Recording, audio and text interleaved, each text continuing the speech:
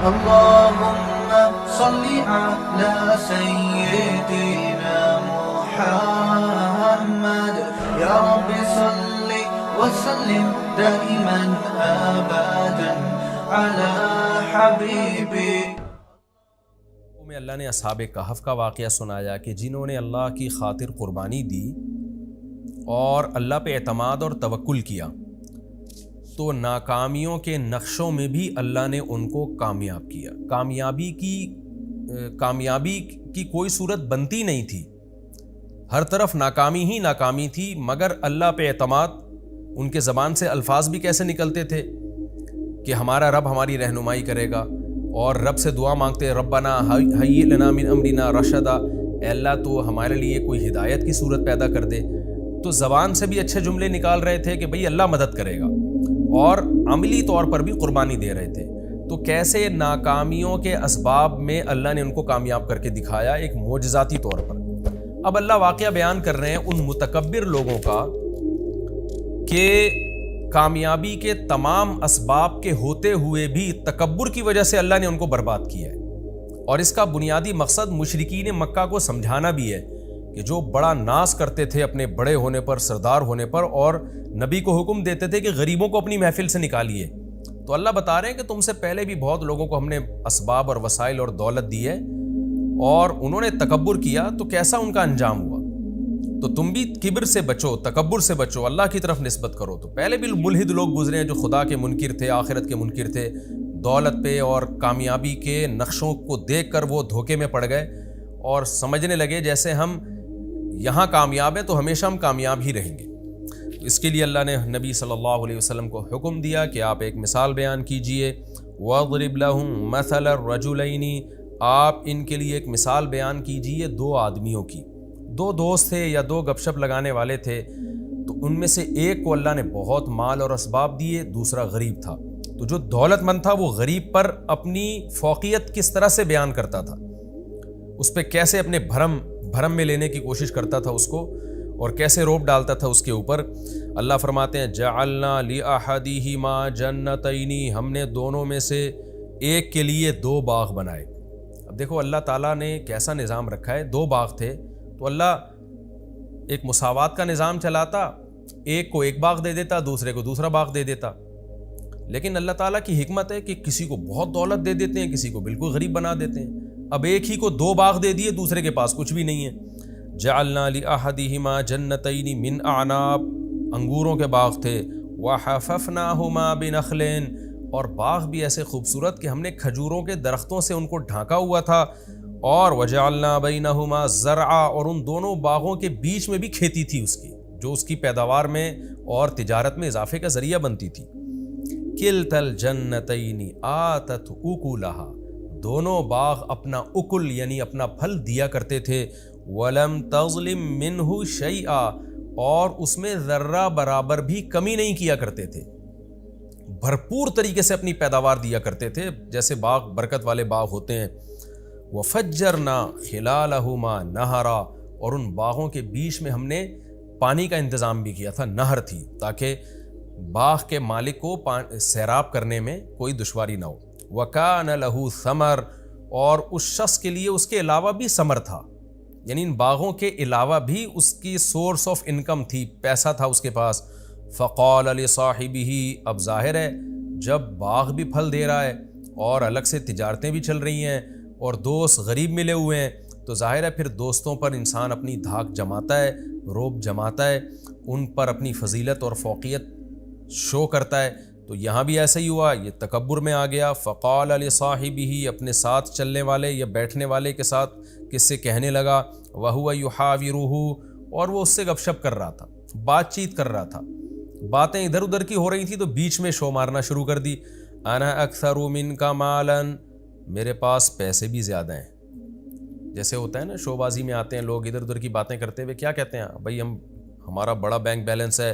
وَأَعَزُّ نَفَرًا، اور نفر افرادی قوت بھی میری تجھ سے زیادہ ہے، میرے ملازمین دیکھو، میری اولاد دیکھو. پہلے زمانے میں لوگ اولاد کی کثرت پہ ہمیشہ فخر کرتے تھے، بچے زیادہ ہوتے تھے اور شو مارتے تھے. تو چونکہ اولاد کی کثرت کو وہ نعمت سمجھتے تھے. آج چونکہ فطرت سے باغی ہو رہی ہے انسانیت، فطرت سے بغاوت ہے کہ خاندانی نظام میاں بیوی کے سیٹ اپ کو چھوڑ کر گرل فرینڈ جو گدھے گھوڑوں کا کام ہے وہ کام شروع کر دیا، اور اس سے زیادہ فطرت کے باغی بنے ہیں تو ہومو سیکشولیٹی کو فروغ دینے کی کوشش کر رہے ہیں، جو مرد مرد سے اور عورت عورت سے. اور تو یہ جو نسل روکنا ہے نا کہ بچے کم ہوں، تو یہ بھی فطرت سے بغاوت ہے کہ جو چیز آپ کے لیے نعمت تھی، بڑھاپے کا سہارا تھی، اسی کو عذاب سمجھنا شروع کر دیا. یہب لمن یشاء اناسا، قرآن کہتے ہیں جس کو چاہتا ہوں بیٹیاں گفٹ دیتا ہوں، گفٹ کا لفظ استعمال کرتا ہے، جس کو چاہتا ہوں بیٹے گفٹ دیتا ہوں. تو جو گفٹ تھا اس کو پینلٹی سمجھنا شروع کر دیا. یہ سب انسان کے نا بے عقل ہونے کی دلیل ہے کہ سائنسی ترقی تو بہت کر رہا ہے مگر فطرت سے باغی بنتا چلا جا رہا ہے. تو وہ فخر کر رہا ہے کہ میرے پاس افراد بھی زیادہ ہیں، اولاد بھی. بظاہر اس سے اولاد ہی مراد ہے، کیونکہ آگے جو اس کے دوست نے جواب دیا نا تو اس کی اولاد کم تھی، تبھی اس نے کہا کہ میری اولاد کم ہے تو اس پہ تو فخر نہ کر کہ تیری اولاد زیادہ ہے. وَدَخَلَ جَنَّتَهُ، اور وہ اپنے باغ میں داخل ہوا. وَهُوَ ظَالِمٌ لِنَفْسِهِ، قرآن کہہ رہا ہے اپنی جان پہ ظلم کر رہا تھا وہ، یعنی اسے پتہ نہیں تھا کہ میں جو الفاظ آگے بولوں گا یہ میں اپنا ہی نقصان کر رہا ہوں. وہ کیسے اس نے جان پہ ظلم کیا؟ قَالَ مَا أَظُنُّ أَن تَبِيدَ هَٰذِهِ أَبَدًا، اپنے دوست سے کہنے لگا میں نہیں سمجھتا کہ یہ کبھی ہلاک ہوگا. یعنی اسباب پہ نظر کر رہا ہے، جیسے کہ ملحد لوگ کرتے ہیں، ایتھیس لوگ کرتے ہیں، مذہب کے منکر اور جو نام نہاد لبرل ہیں وہ کرتے ہیں، وہ اسباب کو دیکھتے ہیں. دیکھیں اصحاب کہف کے بعد یہ واقعہ کتنی زبردست ربط ہے نا آپس میں. اصحاب کہف دیکھ رہے ہیں کہ کوئی سبب نہیں ہے، لیکن کیا کہہ رہے ہیں کہ امید ہے کہ ہمارا رب ہمیں ہماری رہنمائی کرے گا، ہمیں اچھا ٹھکانہ دے گا. وہ امید کی باتیں کر رہے ہیں جبکہ اسباب بالکل بھی نہیں ہیں. تو اور یہ کیا کر رہے ہیں کہ اسباب پہ اعتماد کر کے بیٹھ گئے ہیں. یہ کہہ رہے ہیں کہ میرا اتنا اچھا باغ ہے اور نہر بھی ہے اور پانی کا بھی انتظام ہے، تو کیوں تباہ ہوگا بھائی باغ؟ یہ مطلب یہ ہے کہ اللہ کیا ہوتا ہے، مقصد اللہ کی نفی تھی کہ کوئی خدا نہیں ہے، ہمیں کسی سے ڈرنے کی ضرورت نہیں ہے، سب کچھ ہے، بارشیں برس رہی ہیں، نہریں چل رہی ہیں اور بہترین میرا بزنس ہے، تو اس کو کوئی نقصان نہیں پہنچا سکتا. کیونکہ اس زمانے میں بھی علماء جو نیک لوگ تھے ڈراتے تھے نا مالداروں کو کہ بھئی اللہ کی اطاعت کرو، شرک مت کرو. تو اس نے بھی وہی کام کیا کہ علماء کا مذاق اڑانا شروع کیا، یا پیغمبروں کی تعلیمات کا جو اس زمانے میں تعلیمات تھیں ان کا مذاق اڑانا شروع کیا. یہ واقعہ کب ہوا، کہاں ہوا، یقینی طور پر ہمیں اس کا کسی تاریخی کتاب سے یقینی ثبوت نہیں ملتا. البتہ کچھ آثار ملتے ہیں، حضرت مفتی تقی عثمانی صاحب نے بھی اپنے سفر نامے میں ذکر کیا، لیکن انہوں نے بھی اس کا تذکرہ کیا کہ یقینی نہیں ہے یہ. تو جب یقینی نہیں ہے تو ہم کیوں اس میں رائے پیش کریں؟ بس ہمیں یہ پتہ ہے کہ رسول اللہ صلی اللہ علیہ وسلم کے دنیا میں آنے سے پہلے پچھلی امتوں میں یہ واقعہ ہوا ہے. اس سے زیادہ ہم اس کے بارے میں نہیں جانتے. تو قال ما اظن ان تبید هذه ابدا، اس نے کہا کہ میں نہیں سمجھتا یہ کبھی ختم ہوگا. لہذا میں کوئی ڈرنے کی، گھبرانے کی، اللہ کے شکر ادا کرنے کی، گناہوں کو چھوڑنے کی، یہ مذہبی اسکالرس کی باتیں ان بکھیڑوں میں پڑھنے کی ضرورت نہیں ہے. وما اظن الساعة قائمة، رہا یہ مسئلہ کہ جو اہل اللہ ہیں، علماء ہیں، وہ تو کہتے ہیں قیامت قائم ہوگی، دنیا میں عذاب نہیں بھی آیا تو قیامت کے دن تو آئے گا. تو قیامت جب آئے گی تو اس وقت کے لیے تیاری کر لو، اللہ سے تعلق بحال کر لو. تو کہنے لگا کہ کوئی قیامت نہیں آئے گی، میں نہیں سمجھتا کہ کوئی آخرت قائم ہوگی. وَلَئِن رُدِدتُّ إِلَىٰ رَبِّي، اور اگر بالفرض میں اپنے رب کی طرف چلا بھی گیا، اللہ نے مردوں کو دوبارہ زندہ کیا، حساب و کتاب کے لیے کھڑا کر بھی لیا، تو یہ مولوی لوگ جہنم میں جائیں گے، مجھے وہاں بھی جنت ملے گی. جیسے کہ آج کہہ رہے ہوتے ہیں نا جو علماء سے بغض رکھنے والے لوگ ہیں کہ آخرت بھی انگریزوں کے لیے، کیونکہ وہ ایک نمبر ہوتے ہیں، وہ دیندار ہوتے ہیں، انہوں نے دنیا میں اتنی ترقی کی، تو آخرت بھی انہی کے لیے اگر ہوئی، مسلمان آخرت میں بھی جہنم میں جائیں گے. ان کی حرکتیں دیکھو. اس طرح بھی بعض لبرل لوگوں کی سوچ ہے کہ بالفرض اگر آخرت قائم ہوئی تو ہم وہاں بھی پٹیں گے. تو ایسا نہیں ہے بھائی، آپ اللہ پہ ایمان لانے والوں کو اور نہ لانے والوں کو ایک جیسا کیسے سمجھ سکتے ہیں؟ تو اس کا بھی یہی خیال تھا، یہ اس زمانے کا ملحد تھا، ایتھیس تھا. تو کہنے لگا اگر بالفرض میں اپنے رب کے پاس گیا بھی، لَأَجِدَنَّ خَيْرًا مِّنْهَا، تو اس سے بہتر باغ میں وہاں پاؤں گا، منقلبہ، لوٹنے کے اعتبار سے. مطلب یہ کہ میری قابلیت اور اتنا کچھ میں نے اسٹرگل کی، ایمانداری کے ساتھ محنت کر کے میں یہاں تک پہنچا ہوں، تو اس کا مطلب میں ایک اچھا انسان ہوں. تو اگر بالفرض قیامت قائم ہو بھی گئی تو جیسے مجھے یہاں بہت کچھ ملا ہے میری محنت کی وجہ سے، تو وہاں بھی لازمی ملے گا مجھے. تو اس لیے اس کے لیے مجھے نماز روزے کی اور توحید کی اور ان سب بکھیڑے میں پڑھنے کی ضرورت نہیں ہے. لیکن اس کا جو دوست تھا، غریب تھا، وہ مسلمان تھا، اس نے کیا کہا؟ قال له صاحبه، اس کے دوست نے اس سے کہا، وهو يحاوره، وہ بھی گپ شپ کر رہا تھا، کیا کہا؟ اکفرت بالذی خلقک من تراب، تو ایسی ذات کا انکار کرتا ہے جس نے تجھے مٹی سے پیدا کیا. کیا مطلب؟ زبان سے تو کہہ رہا ہے کہ میرا خدا ہے، لیکن تیرے عمل سے لگ رہا ہے کہ تو خدا کو نہیں مانتا. جو خدا کو مانتا ہے وہ سب سے پہلے ڈرتا ہے. وہ یہ نہیں کہتا کہ یہ باغ ہمیشہ رہے گا، وہ کہتا ہے کہ بھئی اللہ نے چاہا تو رہے گا، نہیں چاہا تو یہ 2 منٹ میں ختم کر دے اس کو. تو اصل طاقت اور قدرت تو اللہ کی ہے، تو اس خدا کا انکار کر رہا ہے جس کی یہ طاقت ہے کہ اس نے تمہیں مٹی سے بنایا، پھر پانی کے قطرے سے بنایا. تو جو پانی کے قطرے سے انسان بنا سکتا ہے، اتنا پاورفل، اتنا طاقتور، وہ چاہے تو تیرے باغ کو 2 منٹ میں ختم کر سکتا ہے. تو ایسے بے فکر ہو کے کیسے بیٹھ گیا ہے؟ جیسے کہ آج ملحد اور ایتھیس لوگ بیٹھ جاتے ہیں کہ کچھ نہیں ہونے والا. یعنی یہ اللہ کیا ہوتا ہے بھائی؟ سب کچھ اسباب سے ہے. تو بھی اسباب کو دیکھ کر دھوکے میں آ رہا ہے. تو تجھے کیا ہو گیا؟ اکفرت بالذی خلقک من تراب ثم من نطفہ ثم سواک رجلا، پھر اس نے تجھے مرد بنا دیا، انسان بنا کے ماں کے پیٹ سے باہر نکال لیا، جس کی یہ طاقت اور قدرت ہے. اور تو کہہ رہا ہے قیامت بھی قائم نہیں ہوگی. تو یہ بھی تو خدا کا منکر ہے، کیونکہ تو خدا کی طاقت کا انکار کر رہا ہے. اس لیے کہ جو یہ کہتا ہے نا قیامت قائم نہیں ہوگی، وہ اس لیے یہ کہتا ہے کہ اس کے ذہن میں یہ ہوتا ہے یہ مردے دوبارہ زندہ کیسے ہو جائیں گے. اس کا مطلب آپ خدا کے منکر ہو، آپ خدا کی طاقت کا انکار کر رہے ہو. تو یہ تمام باتیں خدا کا انکار ہیں. ان سب کی ایک ہی دلیل ہے کہ جس نے مٹی سے پانی کا قطرہ بنا دیا اور پانی کے قطرے سے پورا انسان بنا کے ماں کے پیٹ سے باہر لے آیا اور پھر ماں کی چھاتیوں میں دودھ پیدا کر دیا. اب اس کو اپنی طاقت اور قدرت کے لیے مزید کسی دلیل کی ضرورت نہیں ہے. لکنہ اللہ ربی، تو تو یہ باتیں کر رہے کہ یہ باغ کبھی فنا نہیں ہو سکتا اور قیامت قائم نہیں ہوگی، لیکن میرا یہ کانسیپٹ نہیں ہے. میں تو کہتا ہوں اللہ ہے میرا رب، ولا اشرک بربی احدا، میں اپنے رب کے ساتھ کسی کو شریک نہیں کرتا. عقیدہ توحید کا قائل ہوں میں کہ سب طاقتیں اسی کے پاس ہیں. تو تجھے ہونا یہ چاہیے تھا کہ تو جب باغ میں داخل ہوتا تو یہ کہتا. یہ ایسے جیسے دوست گویا بزبان حال کہہ رہے کہ بھئی تو خدا کی تعریفیں کر کے کہنا کیا چاہتا ہے؟ تو جو کہہ رہے اللہ میرا رب ہے اور میں گویا کفر کر رہا ہوں، تو صحیح طرح بتا تو کہنا کیا چاہتا ہے کہ مجھے کیا کرنا چاہیے. اس لیے اگلے جملے میں اس نے یہ کہا وَلَوْلَا إِذْ دَخَلْتَ جَنَّتَكَ، ایسا کیوں نہیں ہوا کہ جب تو اپنے باغ میں داخل ہوا، قُلْتَ مَا شَاءَ اللَّهُ، تو کہتا بھئی جو اللہ چاہتا ہے وہ ہوتا ہے. تو اللہ نے چاہا مجھے اتنا اچھا باغ دے دیا، اللہ چاہے تو یہ چھین بھی سکتا ہے. تو یہ اللہ کی طاقت ہے، یہ میرا کمال نہیں ہے. لا قوت الا باللہ، کوئی قوت نہیں ہے مگر اللہ کی طاقت کے ساتھ. اللہ کی طاقت ہوگی تو پھر ان قوتوں کا ہمیں فائدہ ہوگا.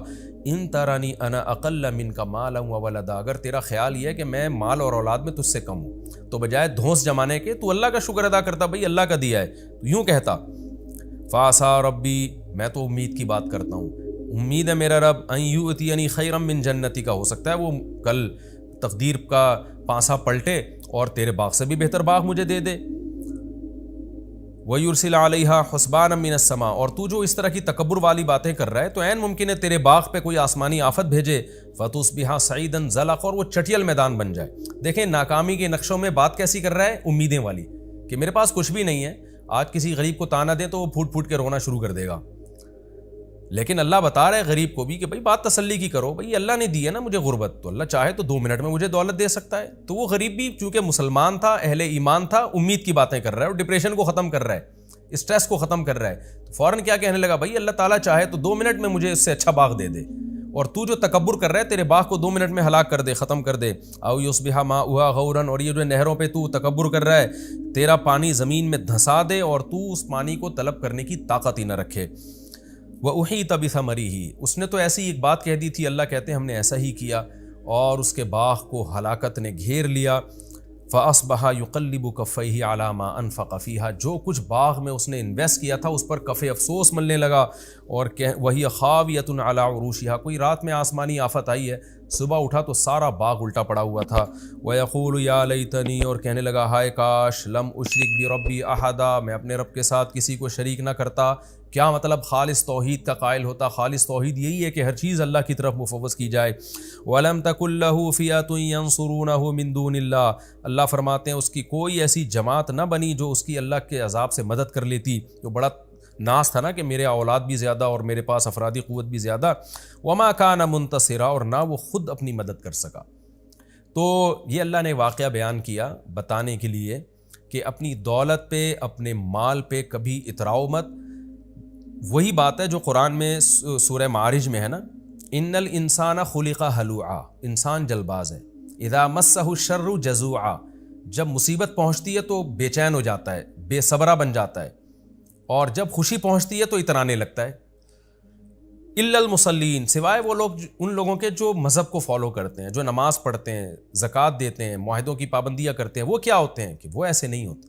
انہیں جب خوشیاں پہنچتی ہیں اتراتے نہیں ہیں، بلکہ اللہ کی محبت میں ڈوب جاتے ہیں کہ ہمارے رب نے احسان کیا، اور جب کوئی غم پہنچتا ہے تو صبر کرتے ہیں، امید کی باتیں کرتے ہیں۔ جو اللہ مصیبت پہنچا سکتا ہے وہ مصیبت دور بھی کر سکتا ہے۔